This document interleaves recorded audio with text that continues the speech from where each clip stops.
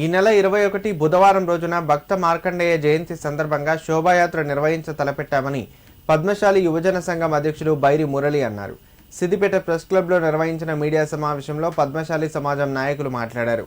సిద్దిపేట పట్టణ పద్మశాలి సమాజం మహిళా విభాగం యువజన సంఘం వారి ఆధ్వర్యంలో జరిగే శోభాయాత్రలో పద్మశాలి కుల బాంధవులు యువతీ యువకులు పెద్ద ఎత్తున పాల్గొని విజయవంతం చేయాలని కోరారు. ఈ కార్యక్రమంలో పట్టణ పద్మశాలి యువజన సంఘం నాయకులు అజయ్, సాయి కుమార్, రాకేష్, స్వామి, రాము పాల్గొన్నారు.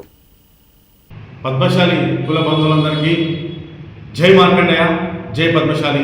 మరి సిద్దిపేట పట్టణ పద్మశాలి సంఘం మహిళా విభాగం యువజన సంఘం ఆధ్వర్యంలో రాబోయే 21వ తారీఖు మార్కండేయ మహర్షి జయంతి సందర్భంగా సిద్దిపేటలో శోభాయాత్ర నిర్వహించబోతున్నాము.